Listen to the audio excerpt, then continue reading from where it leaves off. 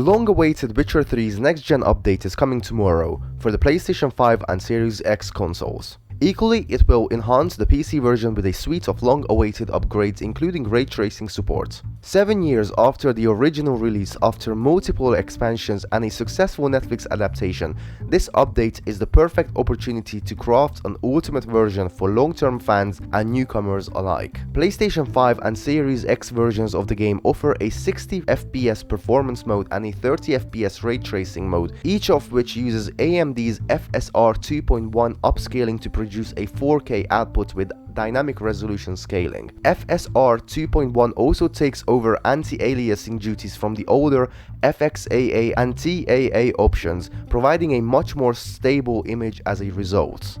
So to start with the 30 FPS ray tracing mode, we see two forms of ray tracing enabled: global illumination and ambient occlusion. The first allows lighting to bounce realistically between surfaces, shading and coloring the corners of the world, while the second ensures objects are better grounded in their surroundings with more believable shading.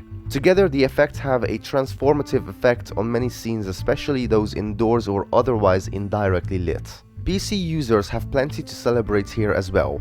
A top-end machine will benefit from two additional ray tracing features: reflections and shadows, completing the list of the most well-known ray tracing effects. Even the premium consoles don't have enough GPU horsepower to enable all four simultaneously, so CDPR chose the two options that provide the most value for money, so to speak. A sensible choice, given that the environment of The Witcher is not exactly filled with rain-slick streets or glassy buildings that show off the ray tracing reflections so nicely in Cyberpunk 2077, for example. Even with no RT reflections on the consoles though, the 30 FPS mode does have enough GPU headroom to enable heavily reworked screen space reflections, which are SSR, providing higher res reflections that are also present on a wider range of surfaces, from smaller puddles in Novigrad to metal elements on the armor. If you prefer the responsiveness of 60 FPS, the performance mode is an excellent alternative that's on tap for PlayStation 5 and Series X. Regardless of the mode, you still benefit from the improvement of foliage and 4K textures, so the only aspect lost here is the ray tracing features and the improved SSR.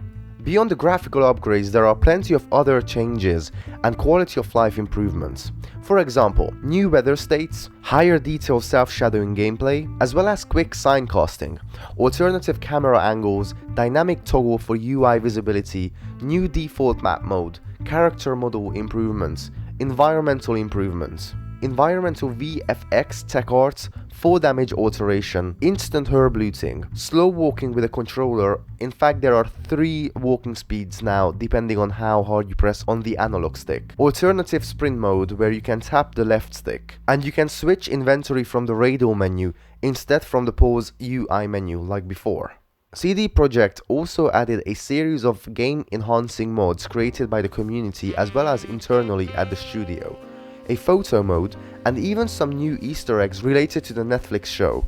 Even if nothing fundamentally changes with The Witcher 3 after the next-gen update, it promises to improve on rough edges and provide a much smoother and new creative change for a fresh start to newcomers and veterans alike. Even if players don't want to do an entire playthrough, it is definitely enough for them to at least take a look at the new changes in the update. There is a good chance that it might suck you back into your second playthrough, or in my case, my 5th playthrough. Listen guys, thank you so much for watching. Please like the video if you liked it and subscribe to the channel for more awesome videos in the future. Thank you so much, and I'll see you in the next one.